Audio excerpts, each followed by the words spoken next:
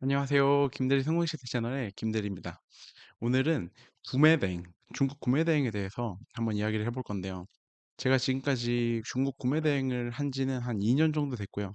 지금은 중국 구매대행 유지를 하고 있고, 중국 구매대행을 토대로 다른 사업도 확장을 하고 있습니다. 지금까지 2년 조금 안 되게 판매량을 보니까 한 3억 5천 정도를 팔았더라고요. 3억 5천 정도를 팔면서 느낀 중국 구매대행의 장단점을 이야기해 보도록 하겠습니다. 우선 구매대행 사업 이대로 괜찮은지 한번 해보고 시작을 하실 분들은 하셨으면 좋겠습니다. 일단은 중국 구매대행의 단점이 있어요. 일단은 긴 배송이고요. 늦은 정산 주기입니다. 정산 주기가 늦는 거는 배송 때문에라고 보실 수 있어요. 일단은 주문을 넣으면 저희는 중국에 발주를 넣고 배대지로 물건이 갑니다. 거기가 한 일주 정도 소요가 되고요. 그 배대지에서 포장을 하고 한국까지 선적을 해요. 선적을 해서 통관 한 일주 정도 걸리는 것 같아요. 그러면 고객한테 받는 것까지 한 2주, 늦게는 한 3주 정도 걸리고요. 거기서 이슈가 있다고 하면 3주가 4주, 4주, 5주 이렇게 됩니다. 그리고 정산 주기는 보통 이제 쿠팡 기준으로 2달 정도 보시면 되고, 이 모든 프로세스가 끝났을 때 그러면 이것 자체만으로 3달이 지납니다. 예를 들어 수출이 2천만 원, 2천만 원, 2천만 원 이렇게 매달 났다. 저희는 최소 4천에서 6천만 원 정도가 긁을 수 있는 신용카드를 가지고 있어야 돼요. 그래서 이렇게 시작을 하면 되고요. 저는 운이 좋게도 정말 천천히 올랐거든요.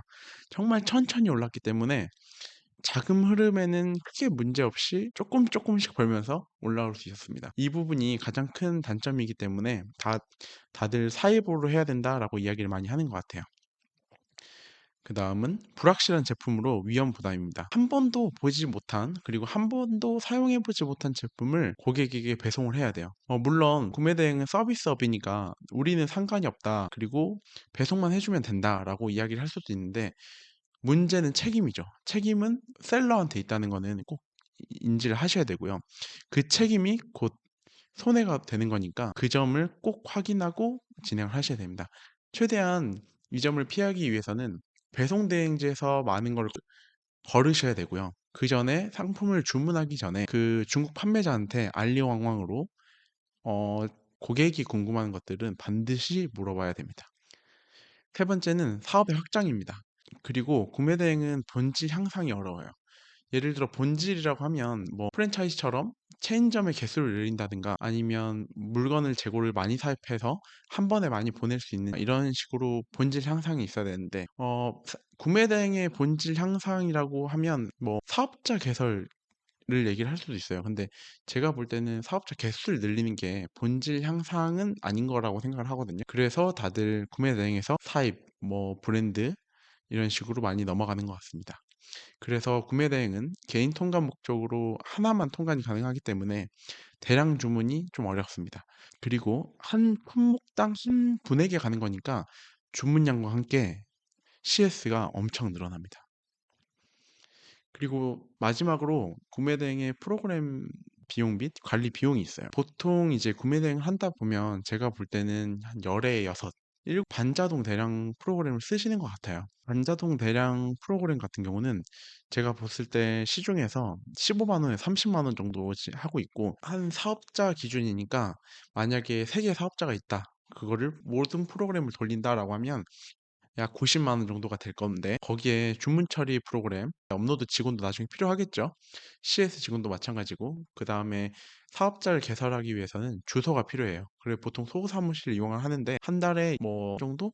그 정도를 지불을 하고 있는 것 같아요. 물론 저는 소사무실 자주 하는 곳이 있어서 싸게 하는 곳이 있는데, 보통 다른 분들은 3만 원 정도 하는 것 같습니다. 그래서 이제 구매 대행을 계속 하게 되면 프로그램 비용이 계속 나가고, 프로그램만 계속 하다 보니까 프로그램 의존도가 올라갑니다.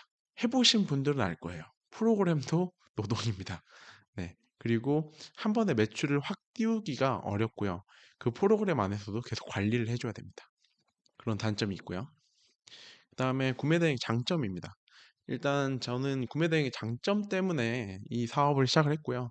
저는 회사에 있을 때 사업을 시작을 했는데 이 점이 되게 끌렸어요. 무재고 배송으로 공간이 불필요했어요. 저희 집이 뭐 크거나 그러지 않다 보니까 선 재고라든지 선 재고를 구입한 비용이라든지 재고 창고가 불필요했습니다. 그래서 퇴사를 해야겠다라고 생각을 하고 바로 구매 대행을 시작을 했습니다. 두 번째는 높은 마진율과 다양한 상품입니다. 중국 구매대행 경우는 그만큼 원가가 싸다 보니까 제품 가격이 굉장히 쌉니다.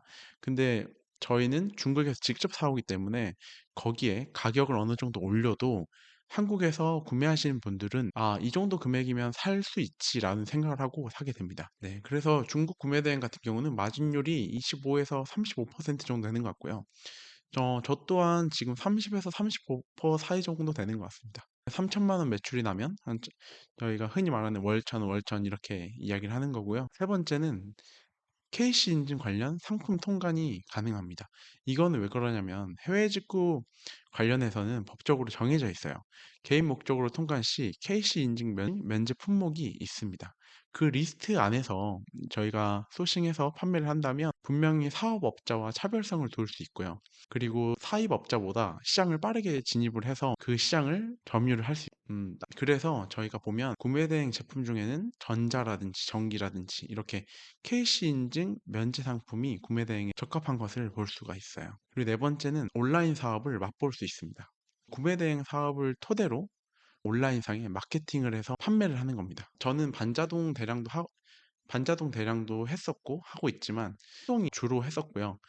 기존에 저는 마케팅에 하다 보니 마케팅에 재미가 붙어서 저는 구매 대행 제품으로 마케팅을 주로 하고 있습니다. 네. 그래서 한 제품으로 뭐 몇천 났다 이런 경우도 있잖아요. 근데 외부 마케팅만 잘하면 가능합니다.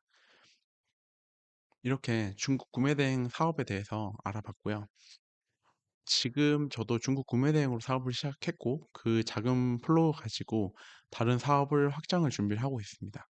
물론 중국 구매 대행 사업이 부가가치가 낮은 사업은 맞아요. 근데 그만큼 사회에 처음 나왔을 때 부가가치 사업이 낮든 높든 저희는 일단 생계를 유지를 해야 되고 다음 단계를 위해서 돈을 벌어야 되잖아요. 제가 볼 때는 그거에 적합한 사업은 구매 대행 사업이 제일 좋지 않나. 뭐 다른 사업이 있겠죠. 근데 제가 모르는 거니까 일단은 오늘은 이렇게 제가 느낀 구매 대행 사업에 대해서 이야기를 해봤고요.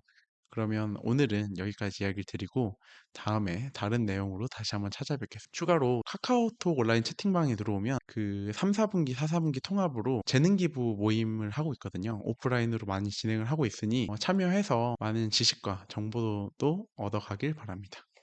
안녕히 계세요.